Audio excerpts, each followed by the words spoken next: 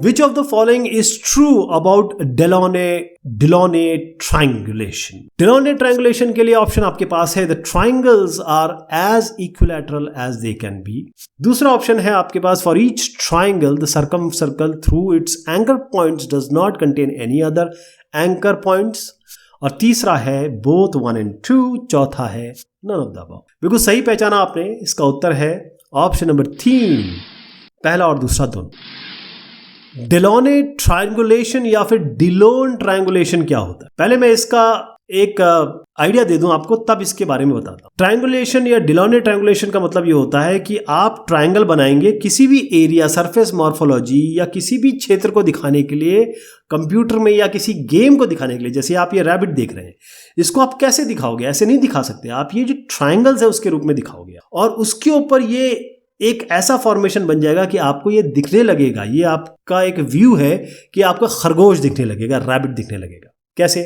हमने 3 पॉइंट लिए. हम सारे पॉइंट तो नहीं ले सकते, ये तो मिलियंस ऑफ पॉइंट्स हो जाएंगे. तो हमने 3 पॉइंट्स लिए और उसके बाद हमने इसको हमने ज्वाइन कर दिया. कैसे ज्वाइन किया?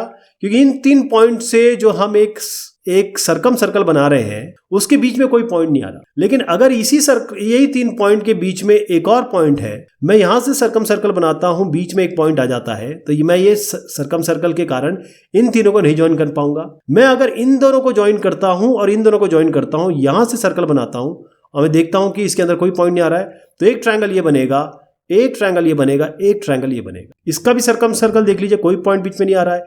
इसका भी सर्कम सर्कल देख लीजिए, कोई पॉइंट नहीं आएगा. लेकिन जैसे ही पॉइंट बढ़ने लगेंगे, ट्रायंगल और ज्यादा बढ़ने लगेंगे.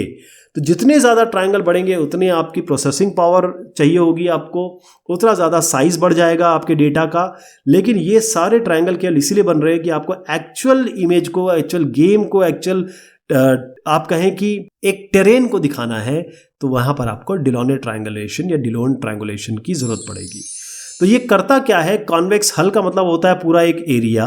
इसको ये डिवाइड करता है ट्रायंगल्स में. ध्यान रहे, सर्कम सर्कल जो होंगे इसके, वो इस तरीके से बनेंगे, यानी ऐसे सर्कम सर्कल जिसके अंदर कोई पॉइंट नहीं आ रहा है. अगर पॉइंट है तो फिर ये सर्कम सर्कल, ये तीनों आप नहीं ज्वाइन कर सकते. ज्वाइन उन्हीं को कर सकते हो, उसी का ट्रायंगल बना सकते हो जिसके सर्कम सर्कल के अंदर कोई पॉइंट नहीं आ रहा है. हर एक चीज को ध्यान देना जरूरी है कि यहां पर कोई भी वर्टेक्स अंदर नहीं आएगा सर्कम सर्कल के, तभी ट्रायंगल बनेगा. अदरवाइज आप ट्रायंगल को फिर से तोड़ना पड़ेगा.